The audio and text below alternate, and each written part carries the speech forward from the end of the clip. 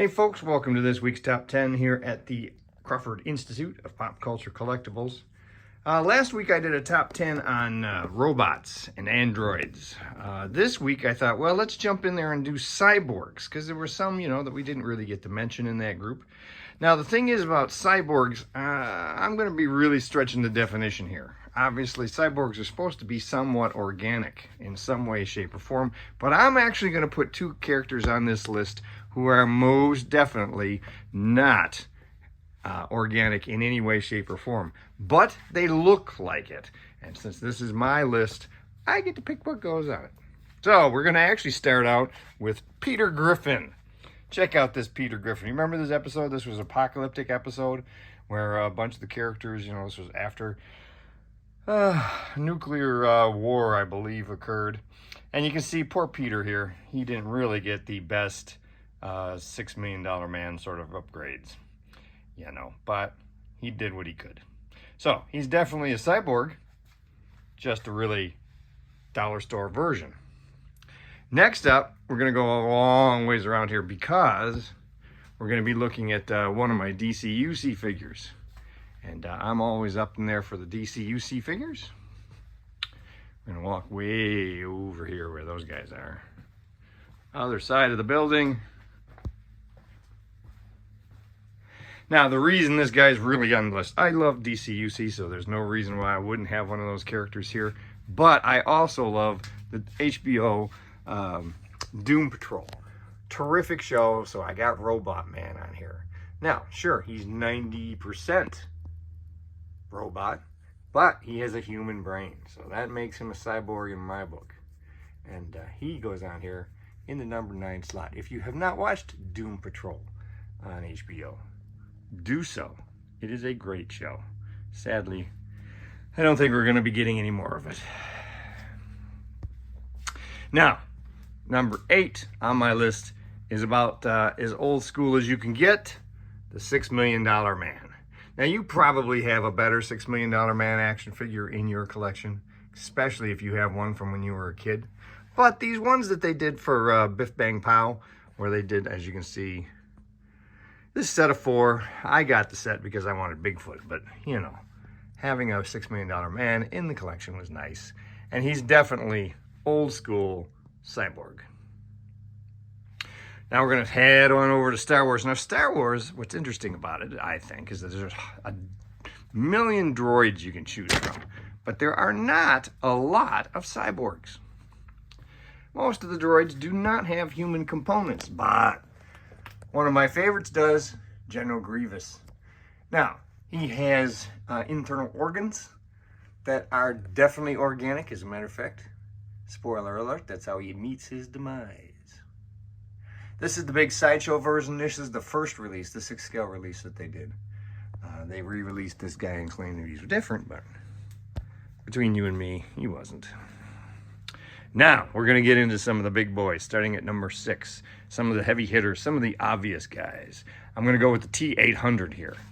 Again, organic material. And I have a lot of T-800s, as you can see. But I'm going with the Hot Toys version here. Battle damaged. The brown pants, the motorcycle boots. One of the better Arnie sculpts, I think, in this series.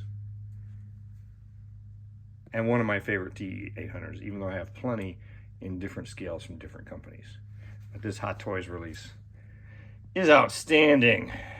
Hot Toys also did the next one.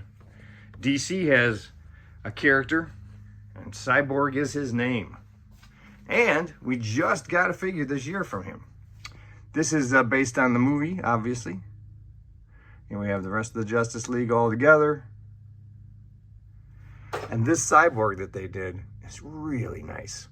It took a long time for him to come out, but they really did a good job designing the articulation and making it work well with the sculpt. Like their Iron Man figures, they really did a nice job getting those two things to coordinate. So he gets number 5. Now, number 4 is one of those figures with no organic bits, but I'm putting him in this list anyway. Data. Yes, like I said, I know, even the skin is a polycarbonate. No, what is it? It's a something material. So he's technically pure Android, but I'm going to stick him in my list of favorite cyborgs because, you know, he is so close and he looks so much like what we would traditionally think of as a cyborg.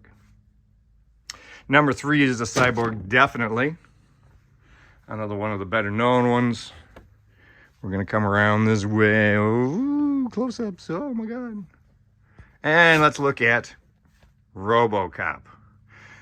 I have a lot of RoboCop figures too, but I'm going with the Hot Toys version with the Peter Weller sculpt. This is a fantastic Peter Weller.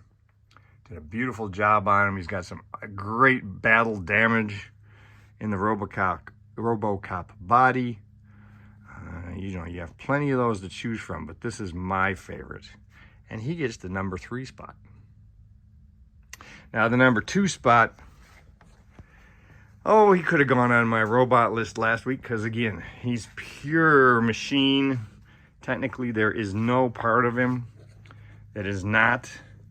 But then again, what exactly is the T-1000? He's this oozy metal-like material that can form anything, including what looks like human skin and bone and facial tissue. So, you know what? He's close enough to a cyborg that I'm putting him on my number 2 list. And he's going in the number 2 slot because this is an amazing figure. There are times when Hot Toys has just knocked it out of the park with a release. And the T-1000 is absolutely one of those releases where they've just killed it. And anybody else doing it is going to have a mighty high bar to reach. So what's number 1? Well, he's definitely a cyborg. No doubt about it. No question whatsoever. And we go back to X06 for him. Locutus. This is another recent release. Just in the last couple of weeks, this guy has been released. And he is a terrific figure. Another home run for X06. And if you are a Star Trek fan, this is one you don't want to miss out on. So, there we have my list of my top 10 cyborgs, sort of, kind of. Let me know what your favorites are. Let me know how you don't agree with me in putting Data and the T-1000 in there. And until next week, subscribe, and we will see you later.